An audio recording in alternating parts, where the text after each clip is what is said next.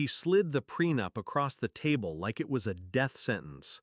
"Sign it," he said, lips curling into a smirk that dripped with contempt. "I won't let a poor man like you steal my daughter's money." 4 days before my wedding, 4 days before the life I thought I wanted. I stared at the thick packet of paper, my fiancée, my bride-to-be, sitting silent beside him. She didn't defend me, didn't even meet my eyes. Her hands were folded neatly in her lap like a well-trained child.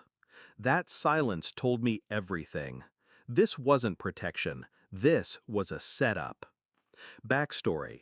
I met Emily 5 years earlier, when I was stupid enough to believe in love stripped of calculation.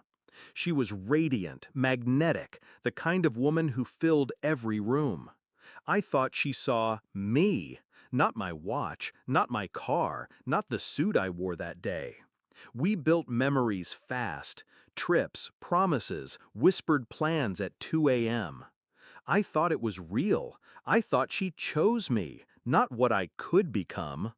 But her father, Richard, had been circling me since day one, testing, probing, sneering at every detail he thought gave me away. He believed I was a nobody, a paycheck-to-paycheck dreamer lucky to be in his orbit. And Emily never corrected him, not once. The discovery. The first crack appeared a year before the wedding. I caught her whispering on the phone late at night. I heard words that didn't fit the woman I thought I knew. "He doesn't even know, Dad. Trust me, it's handled." Handled. Me. That night while she slept, I opened her laptop. Password, her birthday. Pathetic. Emails between her and Richard painted the picture clearly. To them, I was a placeholder, a fool too blinded by love to see the cage being built around me. The prenup was just the final lock. They wanted me loyal, trapped, legally powerless. But they'd made one mistake. They assumed I was poor. The shift. I didn't rage. I didn't confront her that night.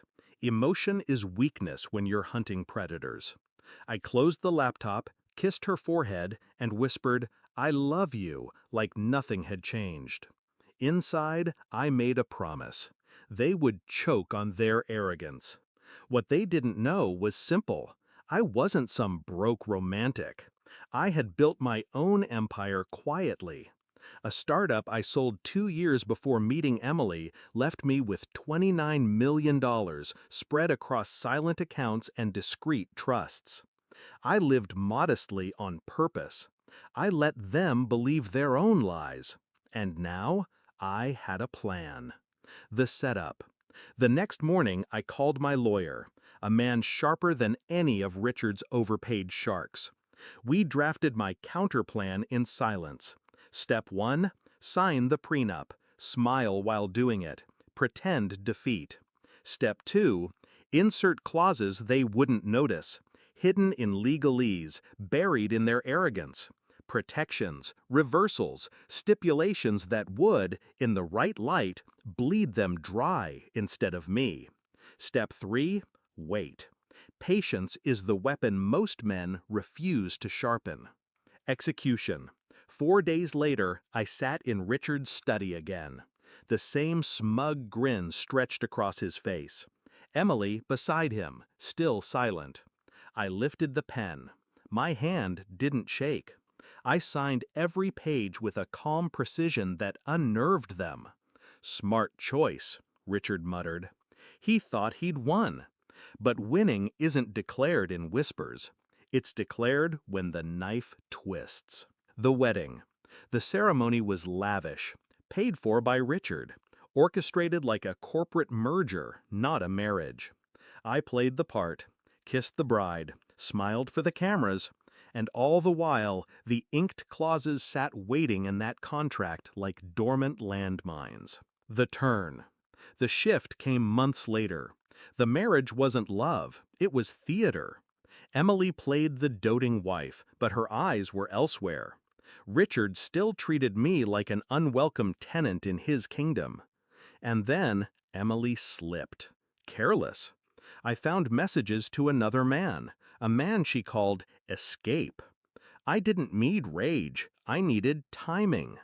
Divorce proceedings began.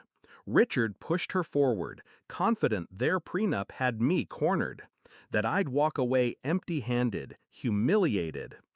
Courtroom, paperwork, theatrics, and then the bomb detonated. My lawyer slid forward our version of the prenup, the version Richard hadn't cared to read carefully enough. The clauses they thought were harmless were, in fact, weapons. Assets weren't locked to Emily. They were split proportionally based on net worth increases during the marriage. My net worth, not hers, not Richard's. And because Emily had lived off me during our marriage, because Richard had injected funds into her accounts under my shared name, those numbers were astronomical. By the time the calculation settled, it wasn't me walking away stripped. It was Emily. It was Richard.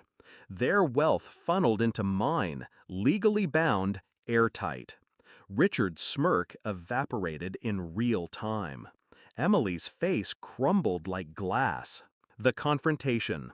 After the ruling, Richard stormed across the courtroom. His voice cracked like a whip.